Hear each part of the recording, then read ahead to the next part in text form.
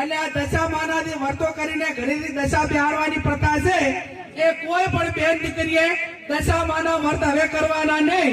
અને જેને દશામાં નડે એ બધા માને મારે એ મેલતી દો. હું એકલી ગાડી ફેરવું છું, દશામાં મારા ભેગા ગાડી ભરશે. અને નડે તો મને નડે, તમને કોઈ નડશે નહીં. બરોબર ને? પછી આ ભુવાનું ને એનું રહ્યું ને એ કંટ્રોલ બારું છે, પણ મહેરબાની કરીને કોઈ ભુવામાં ફસાતા નહીં. તમારું જે કર્મ છે એનું એ છે અગત્યનું છે. જેવું કર્મ કરશો એવું ભોગવશો.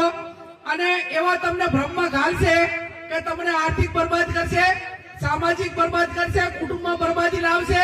અને એવી વેમ ઘાલશે તો આખો પરિવાર વેરવિખેર કરશે. એટલે મહેરબાની કરીને કોઈ પણ પ્રકારનું દખ હોય તો ડોક્ટરને બતાવવું, હગાવાલાને બતાવવું, એને વાત કરવાની. કોઈ પણ હકામાં હોય તો વાત કરવાની. 5 જણા મિત્રોને કહેવાનું, પણ ચાહે અંધશ્રદ્ધામાં આવવાનું ને.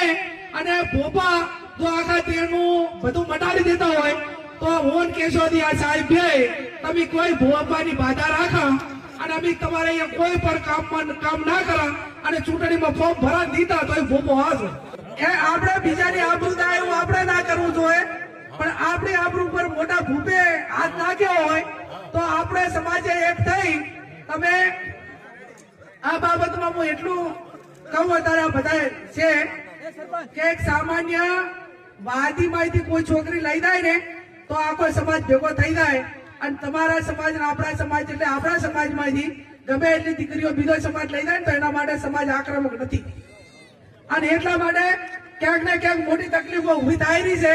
એટલે આપણે કોઈની આબરૂ ઉપર કે કોઈની દીકરી લાવી નહીં. અને આપણી દીકરી કોઈ લઈ જાય તો આકાશ પાતાળ કરીને જે કરવું પડે એને લાયો પાર મેળવો.